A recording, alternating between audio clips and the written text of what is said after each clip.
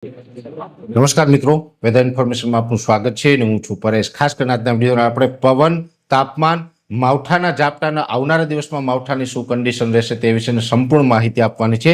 સૌપ્રથમ તો હું આપને એ જણાવી દઉં, ઘણા સમયથી જે આપણું એક અનુમાન હતું કે 19-20 તારીખ આસપાસ માવઠાના ઝાપટા વરસી શકે છે, એ જ મુજબના માવઠાના ઝાપટા અમુક જગ્યાએ થંડરસ્ટોર્મ એક્ટિવિટીમાં થોડોક વધારે પણ વરસાદ જોવા મળ્યો છે।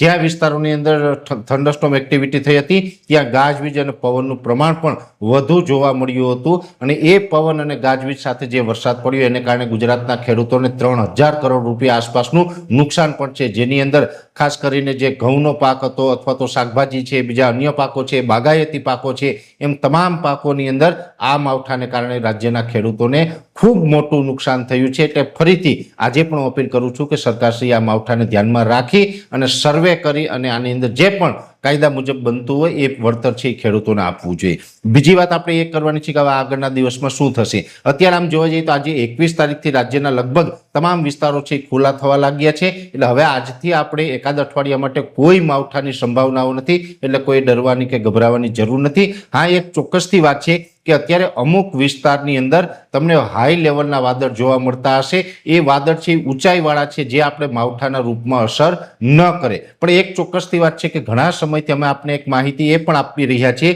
કે 28, 29 કે 30 તારીખ આસપાસ હવામાનમાં એક પલટો આવી શકે છે। જો કે એ સમયગાળા દરમિયાન એક વેસ્ટર્ન ડિસ્ટર્બન્સનો ટ્રફ છે એ પાકિસ્તાનના સિંધ પ્રાંત અને રાજસ્થાન ઉપર થઈ અને ઉત્તર પૂર્વ દિશામાં આગળ નીકળશે, એટલે ગુજરાતની ખૂબ નજીકથી પસાર થવાનો છે, જેને કારણે પણ 28, 29, 30 તારીખમાં હવામાનમાં પલટો જોવા મળી શકે।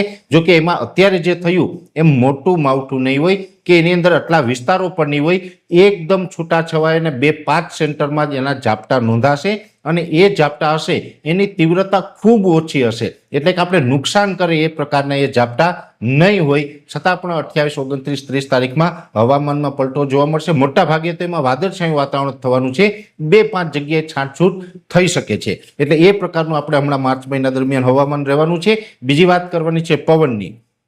આમ જોવા જઈએ તો અત્યારે પવનની ઝડપ છે એ નોર્મલ નજીક આજથી પણ થઈ ચૂકી છે। એવરેજ અત્યારે 12 થી લઈને 14 કિલોમીટર પ્રતિ કલાકની ઝડપે પવન ચાલી રહ્યો છે અને આ જ મુજબનું 28 તારીખ સુધી નોર્મલ પવનની ઝડપ જોવા મળવાની છે। પવનની ઝડપમાં કોઈ વધારો નથી થવાનો।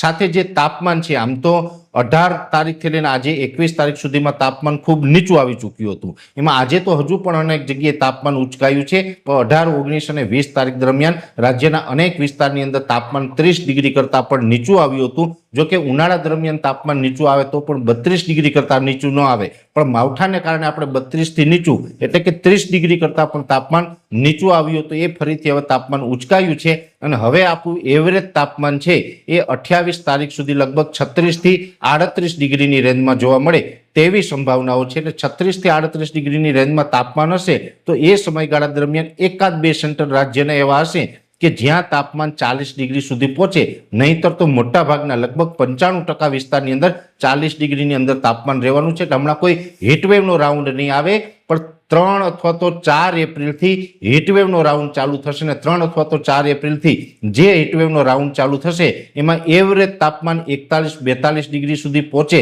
તેવી શક્યતાઓ છે ને અમુક વિસ્તારમાં 42 ડિગ્રીને પણ તાપમાન પાર કરે તેવી શક્યતાઓ છે। એટલે હવે આપણે 3-4 તારીખથી આપણે એક આકરા તાપ માટે, આકરી ગરમી માટે અને હીટવેવ માટે બધા મિત્રોએ તૈયાર રહેવાનું છે। ત્યાં સુધી આ પ્રકારનું હવામાન રહેવાનું છે, જેની દરેક મિત્રોએ નોંધ લેવાની છે। વિશેષ માહિતી છે એ નેક્સ્ટ વિડીયોમાં આપવામાં આવશે। અત્યારે આ વિડીયોની અંદર એટલું જ। અંતમાં દરેક મિત્રોને વિનંતી રહેશે કે આ વિડીયોને લાઈક આપીને દરેક ગ્રુપમાં શેર કરી દેવો।